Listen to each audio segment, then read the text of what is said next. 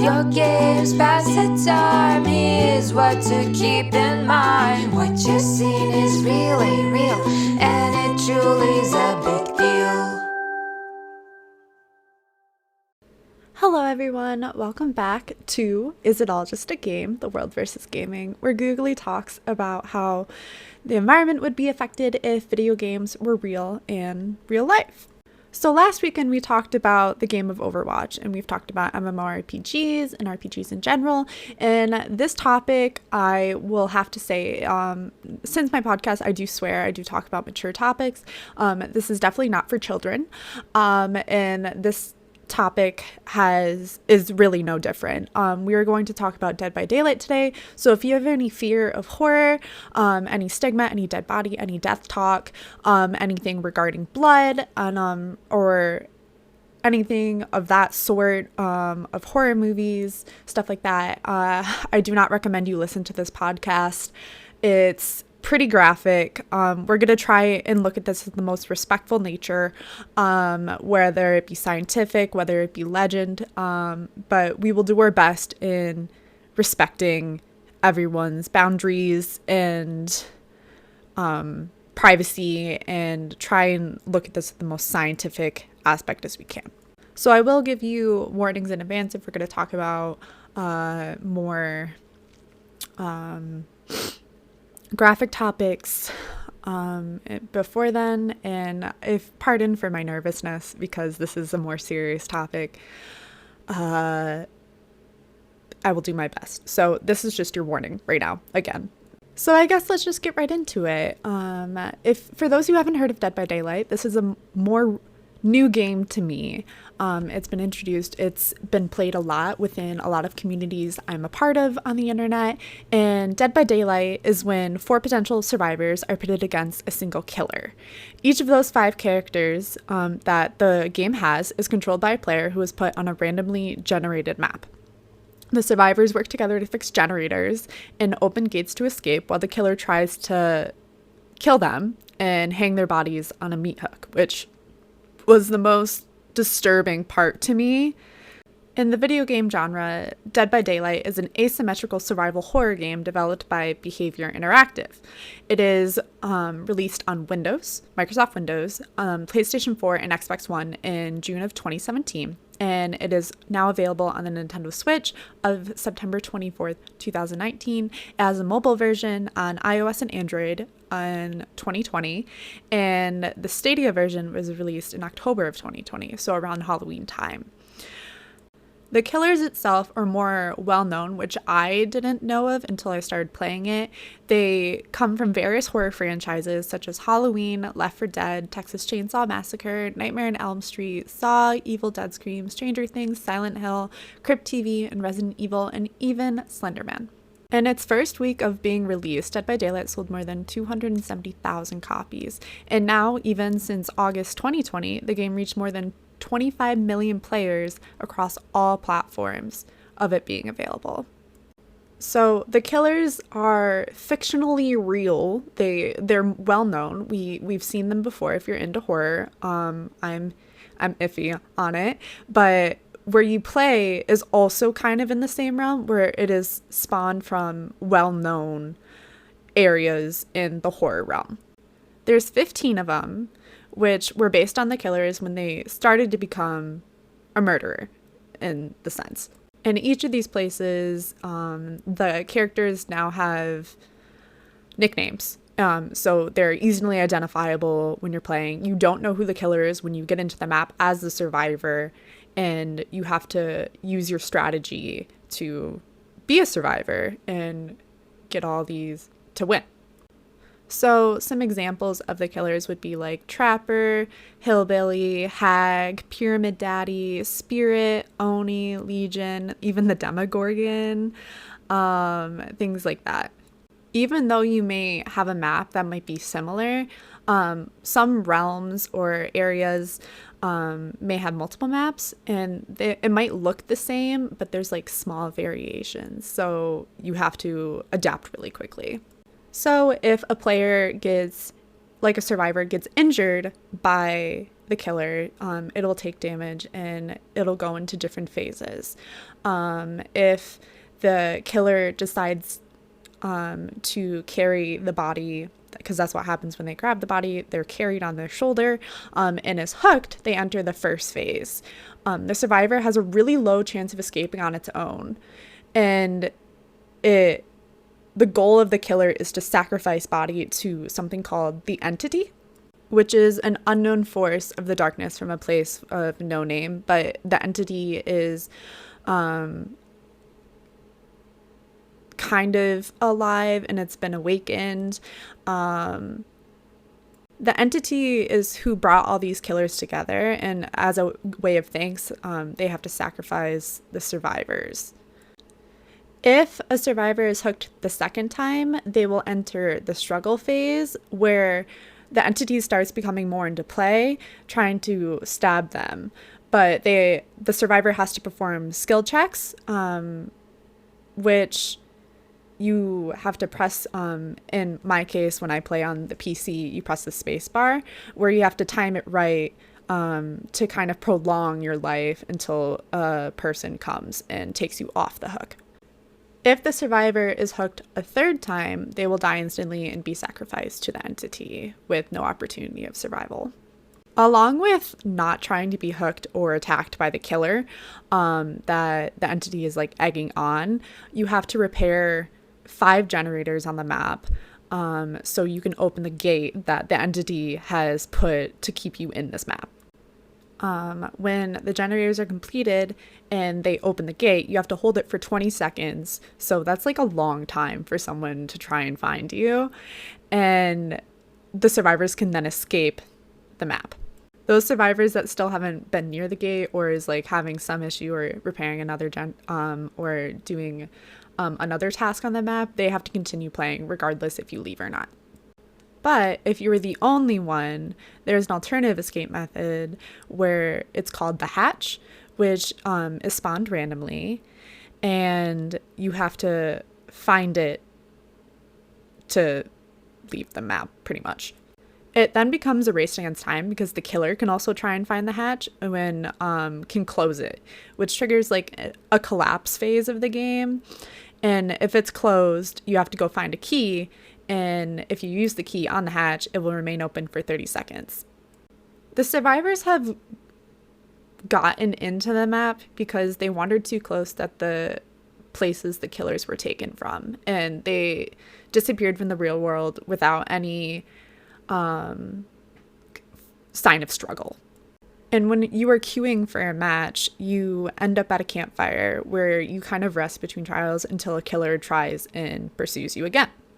And then at least I kind of questioned this, where I had to do some more research. When you open the game, you hear like Dead by Daylight, and I didn't know if that was just a quirk of the game, but actually they have a part in the lore, which I didn't understand. It's part of the entity's realm, and it's not the entity, and they can watch what everything is happening, and they can use telekinesis to manipulate objects in the realm, read minds, emotions, and memories of every survivor, and including the entity. And we don't know much about them, and we don't know what the goal of their motives are. So basically this game is built off the horror genre, and I wanted to know why in so many copies were bought, other than the idea of the game, but like why humans really like the idea of horror. And I noticed it's because it evokes a physiological response to our bodies, and it happens of dissonance and unnaturalness, whereas the movie producers will use loudness, speed, pitch, whispered voices, silence, and startling reflex, and that creates a bunch of tension in our mind. Our body begins to release adrenaline without us doing anything. And even just the manipulation of those noise and sounds and silence manipulates the same trigger response that like a mama feels when her babies are threatened. It does give some issues, though, that people may have a harder time differentiating between reality and films, and they can begin to develop symptoms of stress, anxiety, and fear. So, we learned a little bit about the game and the lore behind it, and now I want to kind of get into more of the real life area, because it is about halfway through, and I want to give another caution warning. This is going to talk about bodily fluids, body decomposition. So if you are sensitive to that type of content, this is where you would end the podcast. I appreciate you being here from this being so far. So here's your warning. I'm going to do it. The main way you get hurt in Dead by Daylight is through a stab wound, whether you're being stabbed by an entity on a hook, or whether the killer actually stabs you with a knife or throwing stars or something like that.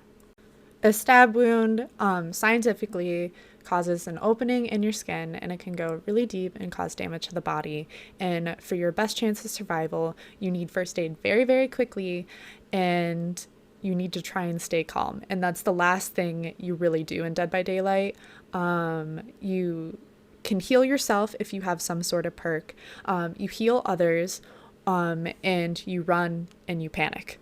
And if you were stabbed in real life, the best advice that science can give you is you're supposed to keep the knife within the wound, because it acts like a plug that will seal the blood vessels that have been severed. But in the game, you don't have that option. It is pulled out and bleeding will worsen. The average adult has 4 to 6 liters of blood. And once you lose about 1/3 of our blood in our body, the blood pressure will begin to fall, and the brain is then starved of oxygen, and then death will ensue if immediate action is not taken through medical intervention. So if you did not stay calm, medical intervention did not happen, there was no way to reduce the bleeding, this is another warning, given that we are going to begin talking about dead bodies, and what may happen if you begin to die in real life in the environment. So another warning to you. Even talking about it makes me slightly uncomfy. It's like one of those topics where you don't want to talk about, but it's always really unfortunate when you do. But you kind of have to know your options. And even though we don't start talking about it until later age, it's just really hard. And I just want to let you all know this is hard for me to talk about. But again, the discussion kind of has to be had, especially with a game that's really all about death. So what happens to the body when you truly die? There are 5 stages for at least vertebrates where you automatically die, then all the gases are released, and then we start decaying and going back to the earth, and then you see the skeletonized process. Decomposition can rely on a lot of environmental factors such as temperature, humidity, availability of oxygen, body size, clothing, and cause of death, which in our case would be stabbing.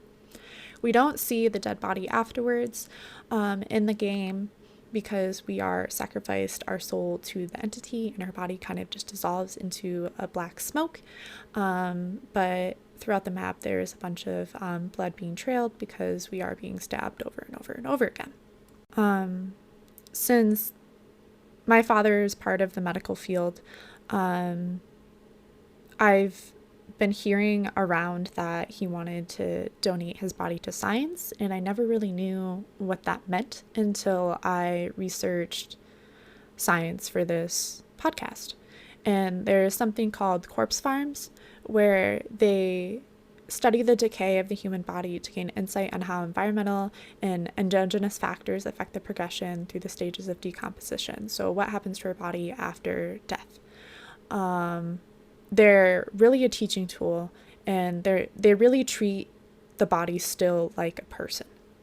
They still know that there are people mourning over them, family and friends who still love them, and the body still honors all respect, which I thought was really comforting and very nice. If you do not donate your body to science, however, you will most likely be buried, and it reduces the rate of decomposition because there is soil over your body, which will prevent microorganisms to continue the rate of decomposition. And the depth of where the body is buried, the nature of the soil, temperature, and moisture content will still all affect the rate of decay that your body will go through. Now, about 70% of Americans die at hospitals now, so we don't normally see the burial process, rather at home, where the bodies will then go through a formal viewing, preserved with embalming fluid and covered with makeup, and then sealed in a casket to decompose rather than just be buried straight into soil, which I also found really, really nice to know as I was doing my research. There's no culture on earth that leaves a body without any type of ritual being done, whether you're religious or whether you're not. It is one of the few universals we have in the world, and we have a very strong notion of keeping the integrity of a body, whether it's human or not, and what happens to it, even though we know the person inside may be gone off the living human earth. And even for me, that's a really hard thing to think about. So by all means, if you do need time to pause or even end this podcast of what happens, I completely understand and I respect it. One thing I do think it's important to acknowledge is that the healthcare industry, because over majority of Americans now die at hospitals, they understand what goes into the patient of all that care is now going to rest just like your body might.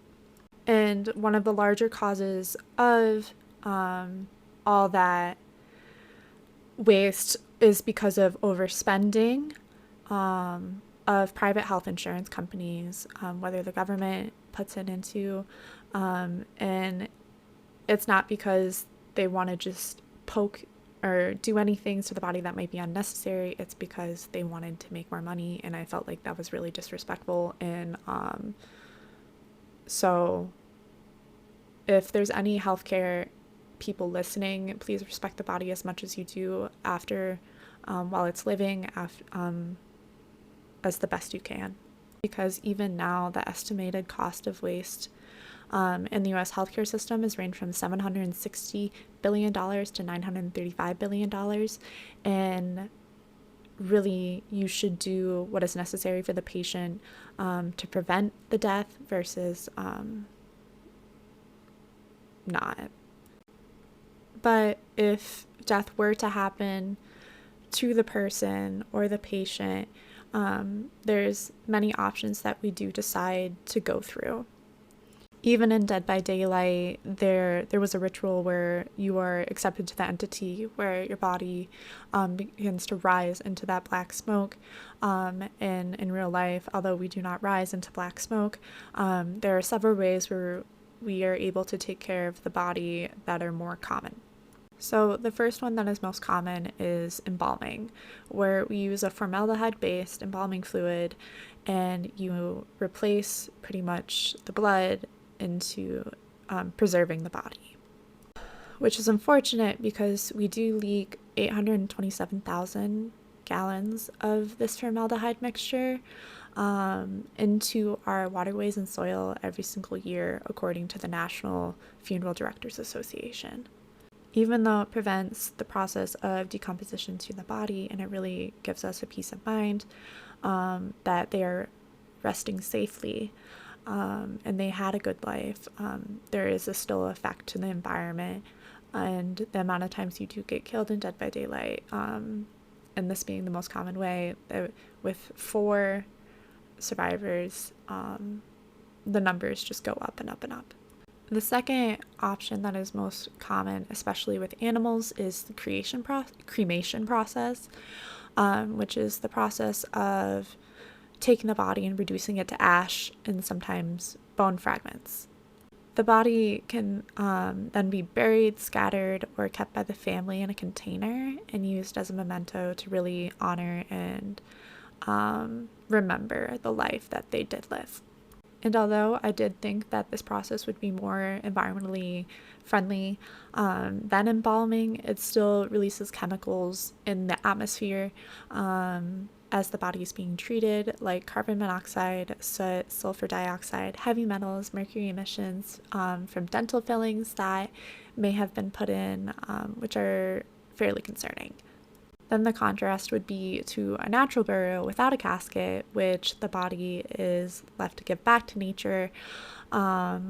Cremated ashes are now sterile because it has been treated at high heat and do not supply any nutrients back into the earth. And whether the body, we don't see if it is treated in game. It's tend to known that the void is what it's called, where the bodies go, and when they can no longer be of use to the killer, and that's where they're just kind of kept in a sort of like limbo area.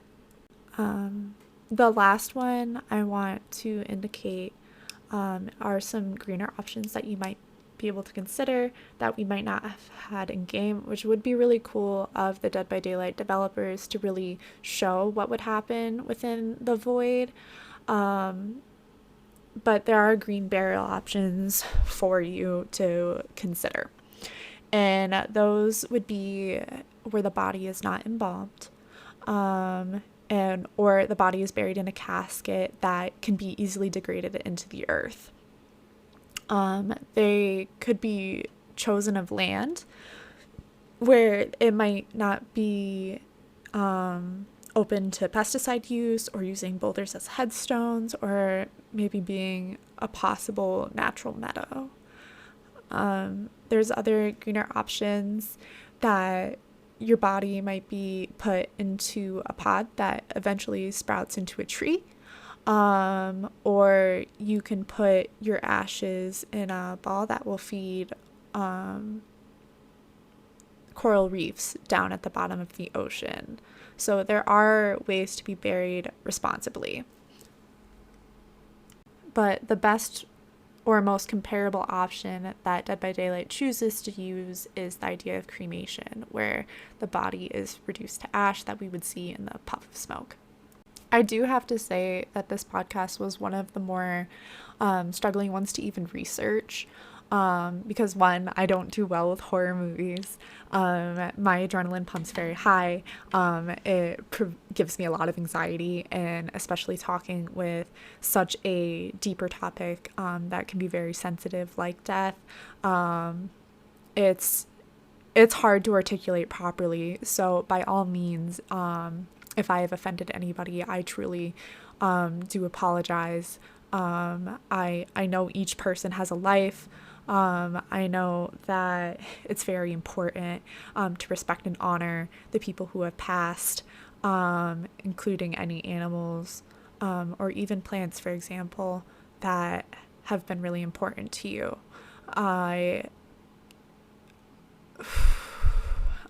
It's something we definitely don't want to think about, but I want you to know that to honor someone's life, there are also ways to honor it while keeping the earth in mind. And Dead by Daylight, like in horror movies, it shows us the action of it and it doesn't show us the after effects. And I think that's one thing we need to think about regarding the environment. We have to continue to be honorable in the process. So if you have continued to stay in this long in the podcast, I appreciate you. I appreciate you learning. I appreciate you being able to stick through this difficulty of a discussion. And it's as hard for me as it's probably hard for you to hear this. And thank you for listening. I am going to cut this one a little bit shorter because it is a harder topic and it is a harder thing to process. But for you to do this, I give you such credit and respect. Of course, that next week's topic will probably not be as heavy. But thank you. I also want to reaffirm, if you play Dead by Daylight, there is nothing wrong or evil about you.